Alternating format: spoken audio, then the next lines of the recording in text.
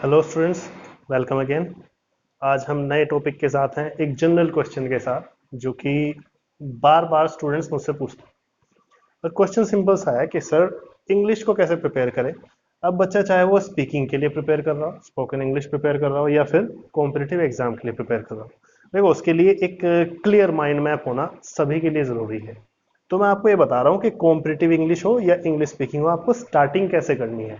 कई बार स्टूडेंट्स आ जाते हैं और टीचर कहते हैं कि भाई 2 महीने 3 महीने की आप स्टडी कीजिए, तब सब सही हो जाएगा। ठीक है, लेकिन वास्तव में ऐसा नहीं होता है। अब आपके सामने कोई दावे करने लगे कि हाँ इस तरीके से आप स्पीकिंग कर पाएंगे, इतने महीने में आप स्पीकिंग कर पाएंगे, ऐसा एक्चुअल में नहीं होता। आपको बेसिक चीज़ें क्लियर होनी चाहिए, क्योंकि ऑफिसर्स हो, इंजीनियर्स हो, कोई भी किसी भी डिपार्टमेंट के ऑफिशियल्स हों, वो अपनी स्पीकिंग में गलतियां बहुत ज़्यादा करते हैं। उसका कारण यही है कि वो देखते देखते स्पीकिंग करना तो सीख जाते हैं, बट एरोनियस होती है उनकी इंग्लिश। तो वहां पर कॉम्पिटिटिव इंग्लिश पे हम बात करते हैं, जो इसमें थोड़ी सी ज़्यादा बारीकियां आ जाती हैं। ठीक है, तो उसी के बारे में बात करते हैं। देखो, आप किसी भी लैंग्वेज को सीख रहे हो, लैंग्वेज के लिए आपको बहुत ही सिंपल सी चीज़ पता होनी चाहिए कि लैंग्वेज दो चीज़ों से मिलकर के बनती है। इससे फर्क नहीं पड़ता कि आप हिंदी सीख रहे हैं, इंग्लिश सीख रहे हैं, चाइनीज सीख रहे हैं, इससे कोई फर्क नहीं पड़ता है। ठीक है, आपको दो ही चीजें चाहिए। एक तो उस लैंग्वेज की व्याकरण, जिसे हम ग्रामर कहते हैं, और एक उस सेंटेंस उस लैंग्वेज की वोकेबलरी। ठीक है, इन दोनों के बिना आप एक लैंग्वेज में आगे नहीं बढ़ सकते। देखो ध्यान से सुनो, मान लो मैं कह रहा हूं ऑनेस्ट, तो आपने एक वोकेबलरी का वर्ड तो बोल दिया। ठीक है, आप अपने मुंह से कोई ना कोई बात निकालेंगे, तो उसमें आप या तो वर्ड बोल सकते हैं या फिर पूरा का पूरा सेंटेंस बोल सकते हैं। ठीक है, इसे अगर मैं सेंटेंस में करना चाहूं, मैं कहना चाहूं कि वह ईमानदार है, तो मुझे कहना होगा ही इज ऑनेस्ट। ये ग्रामेटिकल पोर्शन हो गया। तो ग्रामर और वोकैब मिल करके ही एक सेंटेंस बनता है। ठीक है, इसके बाद एक बहुत ही सिंपल सी चीज, जो कि मैं बच्चों के माइंड में क्लियर कर दूं। जब भी मेरे पास स्टूडेंट्स आते हैं तो यही कहते हैं कि सर पहले हमें टेंसेस सिखाइए, उसके बाद में आप वॉइस या अदर चैप्टर सिखाइएगा, पार्ट्स ऑफ स्पीच बाद में सिखाइएगा। सबसे पहले हमें स्टार्टिंग से टेंसेस में लेकर के चलिए, ताकि हम अपनी स्पीकिंग या कॉम्पिटिटिव इंग्लिश तैयार कर सके। आप एसएससी, बैंक, यूपीएससी किसी के लिए भी तैयार कर रहे हो, उठता है यहीं से सब्जेक्ट। ठीक है, आपकी इंग्लिश के बारे में बात करते हैं। मान लीजिए आपने एक सेंटेंस बोला, ही इज ऑनेस्ट, वह ईमानदार है। ठीक, तो इसके लिए ये जो वर्ड है, ये आपके मुंह से एक आवाज निकली है, जिसे आप वॉइस कहते हैं। आपने एक चैप्टर का नाम सुना होगा, एक्टिव वॉइस पैसिव वॉइस का, जो कि इंग्लिश में होता है। ठीक है, उसे बता रहा हूं मैं। ठीक, एक और सेंटेंस बोलता हूं, जैसे शी इज प्रिपेयरिंग फूड। ठीक है, शी इज प्रिपेयरिंग फूड। इस सेंटेंस में आपने कहा है कि वह खाना तैयार कर रही है या वह खाना बना रही है। लेकिन अगर आपको मान लो एक दूसरा सेंटेंस इंग्लिश में कहना पड़े कि खाना बन रहा है, इस चीज को आप इंग्लिश में कैसे बोलेंगे? उसका सिंपल सा तरीका है, फूड इज बीइंग प्रिपेयर्ड। अब आपको अगर ये स्ट्रक्चर पता है, देखो is are am plus verb की फर्स्ट फॉर्म में आईएनजी देखते ही तो सब पहचान जाते हैं कि प्रेजेंट का कंटीन्यूअस टेंस है, आराम से हो जाएगा। लेकिन अगर आपको वह खाना बना रही है के बजाय आपको ये कहना पड़े कि खाना बन रहा है, कौन बना रहा है इससे कोई फर्क नहीं पड़ता, लेकिन बन रहा है इतनी बात कहनी है। ठीक, तो इसको आप रूल के अकॉर्डिंग ही बना पाएंगे। अगर आपको ये रूल याद नहीं है तो आप इसे नहीं बना पाएंगे। अब देखो ध्यान से, यहां पर ये सेंटेंस में कार्य करने वाला है, दैट मीन्स सब्जेक्ट है। इस सेंटेंस में ये खुद में कार्य है, यानी कि ऑब्जेक्ट है। खाना तो बन रहा है, कार्य तो हो रहा है, कर्म तो हो रहा है। ऑब्जेक्ट को कर्म या कार्य कहते हैं, आपने पढ़ा होगा। लेकिन इसको करने वाला इस सेंटेंस में नहीं दिया गया है। ठीक है, यही चीज सिखाती है कि जब भी आप किसी सेंटेंस में सब्जेक्ट को एक्टिव रखते हैं, तो उसे आप एक्टिव वॉइस कहते हैं। ठीक है, और जब भी किसी सेंटेंस में आप सब्जेक्ट को पैसिव रूप में रखते हैं, मतलब सब्जेक्ट या तो दिया नहीं होता या निष्क्रिय रूप में होता है, तो उस वॉइस को हम पैसिव वॉइस कहते हैं। ठीक है, अब ये जो सेंटेंस है, ये बन रहा है is are am plus verb की फर्स्ट फॉर्म में आईएनजी वाले रूल से, दैट मीन्स प्रेजेंट कंटिन्यूअस के रूल से। रहा है रही है वगैरह आता है, ये सब जानते हैं। लेकिन रहा है रही है तो इसमें भी है, खाना बन रहा है, लेकिन इसके बावजूद भी इसमें is are am plus being plus verb की थर्ड फॉर्म का यूज हुआ है। यही डिफाइन करता है कि ऑब्जेक्ट आते ही स्टार्टिंग में रूल चेंज होते ही वॉइस पैसिव हो जाती है। इस एक क्वेश्चन क्लियर हो जाता है। जो हमारे टेंसेज होते हैं, टेंसेज आपके एक्टिव के हों या पैसिव के हों, ये वाला जो सेंटेंस है दूसरा जो मैंने लिखा है फूड इज बीइंग प्रिपेयर्ड, ये पैसिव का सेंटेंस है, ठीक है। और ऊपर लिखा है शी इज प्रिपेयरिंग फूड, ये एक्टिव का सेंटेंस है। ये दोनों के दोनों सेंटेंस ही, यानी कि ये दोनों टेंस ही वॉइस के चैप्टर के अंदर आते हैं। वॉइस क्या होती है? आपके मुंह से निकलने वाली आवाज। मैंने पहले ही बताया वॉइस क्या होगी, चाहे आप उसमें एक सिंपल वर्ड बोले प्रिपेयर करना, या फिर आप उसमें पूरा का पूरा सेंटेंस बोले, वो आपके मुंह से निकलने वाली वॉइस ही होगी। वॉइस कौन सी होगी? जब आप सब्जेक्ट को एक्टिव रूप में रखेंगे तो उसे एक्टिव वॉइस कहते हैं, जब आप सब्जेक्ट को पैसिव रूप में रखेंगे तो उसे पैसिव वॉइस कहते हैं। ये नॉलेज होना जरूरी है। एक और एग्जांपल से समझाता हूं। मान लीजिए मैं कहता हूं कि एयरफोर्स ने या नेवी ने या आपकी यूनिवर्सिटी ने रिजल्ट डिक्लेयर कर दिया है, तो फिर यहां पर आप कहते हैं SSC, air force, bank has declared the result.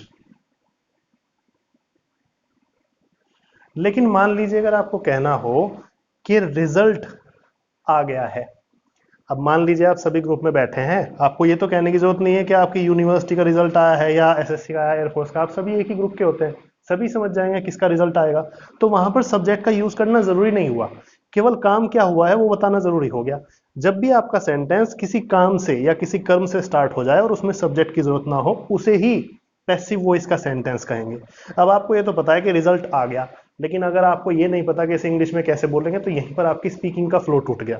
आप स्पीकिंग इंग्लिश तैयार कर रहे हैं, कॉम्पिटिटिव, कोई फर्क नहीं पड़ता, यहीं से उठेगी सब, ठीक है। अब मान लो आपको कहना है रिजल्ट आ गया है, तो आप क्या कहेंगे? The result has been declared.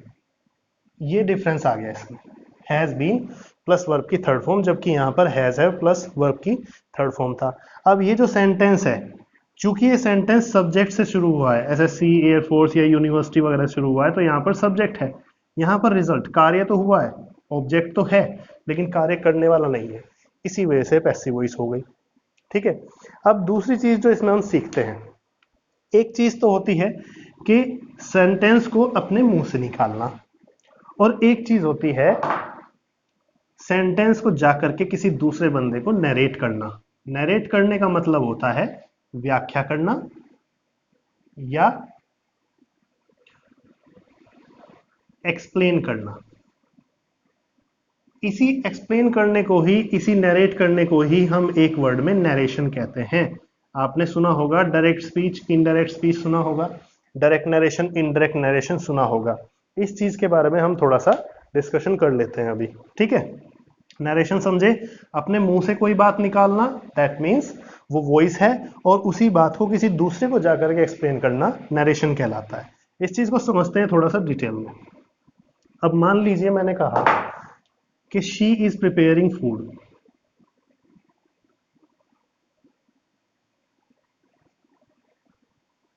ये एक सेंटेंस है, वह खाना बना रही है। लेकिन अगर मुझे यही बात किसी दूसरे पर्सन को जाकर के एक्सप्लेन करनी हो, तो मैं केवल इतना सेंटेंस नहीं बोल सकता कि वह खाना बना रही है। मैं क्या करूंगा, किसी ना किसी ने तो यह बात कही होगी, तो यहां पर मैं कह दूंगा कि ही सेड, या तो मैं ही सेड पर छोड़ दूं, या फिर मैं कह दूं ही सेड टू मी, कि उसने मुझसे कहा कि वह खाना बना रही है। इमेजिन करो आप कहीं पर गए और आपने पूछा कि वह क्या कर रही है, और उसने आंसर दिया कि भाई वह खाना बना रही है। तो जब आप इसे किसी और पर्सन को जाकर के एक्सप्लेन करेंगे, तो आप इसे कुछ इस तरह के वर्ड ऐड करके एक्सप्लेन करेंगे, ठीक है। तो ये हमारी रिपोर्टिंग वर्ब कहलाती है, ये हमारी रिपोर्टेड स्पीच कहलाती है। इसे हम नरेशन के चैप्टर में डिटेल में बाद में डिस्कस करेंगे। लेकिन मान लीजिए आपको जो कहते हैं उन्हीं शब्दों में ना कहना हो, आपको अपने वर्ड्स में पलट करके कहनी है बात, ताकि थोड़ी सी और इफेक्टिव लगे, तो आप क्या कर सकते हैं? ही टोल्ड मी, उसने मुझे बताया, दैट, कि शी वॉज प्रिपेयरिंग फूड, वह खाना बना रही थी, है के स्थान पर थी, क्योंकि जब ये बात कही गई थी तब तो वह खाना बना रही है, लेकिन अब आप वहां उस जगह से उठ करके आ चुके हैं और आप किसी और पर्सन को एक्सप्लेन कर रहे हैं ये बात, तो फिर वहां पर वो काम पास्ट में जा चुका है। आप खुद ही हिंदी बोल करके देखें, उसने मुझे बताया था कि वह खाना बना रही थी। ये सिचुएशंस अलग अलग हैं, ये सिचुएशन आपके सामने हो रही है और ये सिचुएशन आप पहले कर चुके हैं, अब आप किसी और पर्सन को आकर के एक्सप्लेन कर रहे हैं। इस चीज का बस एक सिंपल सा ध्यान रखना है। अब कई बार मुझसे क्वेश्चन पूछते हैं कि सर आपने ये वाली वॉइस तो बता दी, लेकिन क्या डायरेक्ट इनडायरेक्ट के चैप्टर में पैसिव वॉइस का सेंटेंस भी आ सकता है? तो मैं कहता हूं बिल्कुल आ सकता है। इमेजिन कीजिए आपने कहा कि ही सेड टू मी, उसने मुझसे कहा कि शी इज प्रिपेयरिंग फूड की जगह वह खाना बना रही है की जगह उसने कहा है खाना बन रहा है। मान लीजिए आप अपने किसी फ्रेंड की जगह पर गए और आपको जाते ही एक ऑफर आता है आपके फ्रेंड की तरफ से कि खाना बन रहा है, आप खाना खाकर जाएं। तो वो कुछ इस तरीके से आपको कहेगा, पैसिव वॉइस में कहेगा खाना बन रहा है। ठीक है, तो पैसिव वॉइस में भी सेंटेंस कहा जा सकता है नरेशन के चैप्टर में। ठीक है, नरेट जब आप किसी को कर रहे होते हैं। अब इसे बदलते टाइम क्या हो जाएगा? He told me. ठीक है, he told me that food was being prepared, कि खाना बन रहा था, क्योंकि आपके सामने इस टाइम तो ये चीज हो रही है और इस टाइम पे आप किसी को अपने वर्ड्स में बदल करके बता रहे हैं, दैट मीन्स ये चीज थोड़ी सी पास्ट में चली जाएगी। इसी वजह से इसका हमने वॉज किया। सब्जेक्ट्स भी चेंज होते हैं, लेकिन वो मैंने सेंटेंस फिलहाल लिखा नहीं है क्योंकि मैं आपको नरेशन की बेसिक नॉलेज देना चाहता था। ठीक है, आपने डायरेक्टली जैसे किसी पर्सन ने अपने मुंह से वर्ड्स निकाले थे वैसे ही किसी को जाकर के एक्सप्लेन कर दिया, तो इसे कहते हैं डायरेक्ट नरेशन। लेकिन अगर आपने ऐसे ना कह करके अपने वर्ड्स में बदल करके एक्सप्लेन किया है तो इसे कहते हैं इनडायरेक्ट नरेशन। तो दो ही चीजें होती हैं ग्रामर में। अगर आप इंग्लिश सीखते हैं तो दो ही चीजें मेन होती हैं। क्या? एक तो लैंग्वेज सीखते हुए, एक तो होती है उसकी ग्रामर में, फिर से आ रहा हूं मैं वहीं पर, एक तो होती है वॉइस यानी कि मुंह से आवाज निकालना, और दूसरी चीज होती है नरेशन। दैट मीन्स किसी चीज को दूसरे को जाकर के एक्सप्लेन करना। यही दो चीजें पूरी ग्रामर में आपको सीखनी होती है। इसी से आपकी स्पोकन तैयार होती है या कॉम्पिटिटिव इंग्लिश का बेस बनता है। आप एसएससी, बैंक, एयरफोर्स, यूपीएससी किसी भी एग्जाम के लिए आप तैयार कर रहे हो, कॉम्पिटिटिव इंग्लिश का बेस यहीं से बनेगा। आपको माइंड मैप रखना ही होगा कि आप इंग्लिश के बैच में क्यों बैठे हैं, आप इंग्लिश क्यों सीख रहे हैं, क्योंकि आपको ये दोनों चीजें सीखनी है। अब मान लीजिए मैं एक बात कहता हूं, थोड़ा ध्यान से सुनिएगा। मैं कहता हूं I have been waiting for you. ठीक है, इस एक सेंटेंस को आपने बोला, ये आपके मुंह से निकली हुई वॉइस है, आपके मुंह से निकलने वाली आवाज है। हो सकता है इसमें एक सब्जेक्ट हो जो कि नाउन हो सकता है, वो प्रोनाउन भी हो सकता है। ठीक है, हो सकता है वो कोई वर्ब हो सकता है वो कोई प्रीपोजिशन हो। ठीक है, ये कई चीजें हो सकती हैं। ठीक, हेल्पिंग वर्ब भी हो सकती है, मॉडल वर्ब भी हो सकती है, नॉन फाइनाइट वर्ब भी हो सकती है। ये जो छोटे छोटे टुकड़े होते हैं सेंटेंस के, ये जो सेंटेंस का एक टुकड़ा है, ये जो एक टुकड़ा है, फॉर है, यू है, आई हैव है, ठीक है, अलग अलग जो टुकड़े हैं, इनको हम एक सेंटेंस के पार्ट्स बोलते हैं, यानी कि पार्ट्स ऑफ अ सेंटेंस। अब आपने पार्ट्स ऑफ सेंटेंस बोला, आपने वर्ड लिखा हुआ सुना होगा पार्ट्स ऑफ स्पीच। ये स्पीच वही तो है, जैसे आपने डायरेक्ट स्पीच, इनडायरेक्ट स्पीच बोला था, ये वही चीज है, सेम है। यहां पर स्पीच आई है पूरी की पूरी इसका पार्ट। पार्ट ऑफ स्पीच को कई बार बच्चे क्या सोचते हैं, वॉइस और नरेशन को भी पार्ट ऑफ स्पीच का हिस्सा मान लेते हैं। नहीं, ये तो पूरा सेंटेंस है, चाहे आप वॉइस बोले चाहे नरेशन बोले, ये पूरा का पूरा सेंटेंस है। पार्ट क्या होगा, इस सेंटेंस में आने वाले छोटे छोटे हिस्से, उनको पार्ट कहते हैं। वॉइस को और नरेशन को भूल करके भी पार्ट्स ऑफ स्पीच ना समझें। वॉइस और नरेशन पूरी की पूरी स्पीच होती है, जिनका छोटा हिस्सा पार्ट कहलाता है। ठीक है, ये चीज ध्यान रखें। वॉइस क्या होती है, मुंह से निकलने वाली आवाज। टेंसेस भी इसी के अंदर होते हैं, चाहे वो एक्टिव हो चाहे पैसिव। तो आपको सबसे पहले किसी टीचर के पास जाकर के वॉइस का चैप्टर सीखना चाहिए, जिसमें बेसिक स्टार्टिंग होती है एक्टिव वॉइस और पैसिव वॉइस के टेंस से। जिसे आप indefinite continuous perfect, perfect continuous के नाम से जानते हैं। ये एक्टिव के भी होते हैं, पैसिव के भी होते हैं। अब बात करते हैं कि टेंस होते कितने हैं। अगर आपसे कोई पूछे तो सिंपली आप बताएं कि टेंस 3 होते हैं, जिनमें होते हैं प्रेजेंट, पास्ट और फ्यूचर। अगर आपसे पूछता है कोई कि टेंस के प्रकार कितने होते हैं, तो टेंस के प्रकार होते हैं 4, जो कि होते हैं इंडेफिनिट, कंटीन्यूअस, परफेक्ट और परफेक्ट कंटीन्यूअस। अगर आपसे कोई क्वेश्चन करता है कि टोटल टेंस अगर आप काउंट करें तो कितने होते हैं, तो आप बताते हैं 20, जिसमें एक्टिव वॉइस के 12 टेंसेस होते हैं और पैसिव वॉइस के 8 टेंसेस होते हैं। टोटल टेंसेस 20 होते हैं। 4 टेंस ऐसे होते हैं जिनकी पैसिव वॉइस नहीं बनाई जाती है। तो अगर आपसे कोई भी पूछता है कि टोटल टेंस कितने हैं, तो आप 20 आंसर देंगे एक्टिव और पैसिव के। क्यों? क्योंकि एक्टिव के सेंटेंस अगर आप सीख लेते हैं, एक्टिव के रूल अगर आप सीख लेते हैं, मैंने अभी बताया था, जैसे खाना, वह खाना बना रही है, आपने ये तो सीख लिया, लेकिन खाना बन रहा है आपने ये नहीं सीखा। तो अगर आपको ये नहीं आता है, पैसिव वॉइस नहीं आती है, तो आप स्पीकिंग नहीं कर सकते। आपको इधर उधर से ट्रिक्स लगानी पड़ेगी और सेंटेंस को कंप्लीट करना पड़ेगा। आपके ऑफिशियल्स, आपके सीनियर्स इस बात को समझ जाते हैं कि आप सेंटेंस में इधर उधर से चीजें ऐड करने की कोशिश कर रही हैं, आपको प्रॉपर वे नहीं पता है सेंटेंस को बोलने का। ठीक है, तो इसी चीज को ध्यान रखना है। अगर कोई बच्चा एक्टिव और पैसिव दोनों तरह के सेंटेंसेस को सीख लेता है, तभी जाकर के उसे नरेशन का चैप्टर भी समझ में आता है। ठीक है, अदरवाइज वॉइस का चैप्टर अगर आपने क्लियर नहीं किया, टेंसेस क्लियर नहीं किए, तो आपको टेंसेस भी अच्छे से, वॉइस भी अच्छे से नहीं आएगी। अब दूसरा पार्ट जो लैंग्वेज को सीखने का था, वो क्या थी? हमने ग्रामर को डिस्कस कर लिया है। ठीक है, अब बात करते हैं वोकैबुलरी की। देखिए, वोकैबुलरी 3 से 4 तरह की नॉर्मली होती है। फर्स्ट जो होती है वोकैबुलरी का प्रकार, वो होता है एंटोनिम्स एंड सिनोनिम्स। देखो, 3 से 4 तरह की मैं वोकैबुलरी लिखवा रहा हूँ। इन्हीं 3-4 तरह की वोकैबुलरी पूछी जाती है। हाँ, अलग अलग एग्जाम में इनको अलग अलग वर्ड्स में, अलग अलग वोकैबुलरी में लिख करके दिया जाता है, लेकिन होती यही चीज है। दूसरी चीज होती है आपकी सब्स्टिट्यूट्स।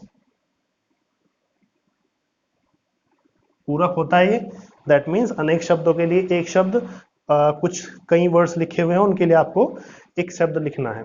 ठीक है, और तीसरी चीज जो आती है वो होती है फिक्स प्रीपोजिशंस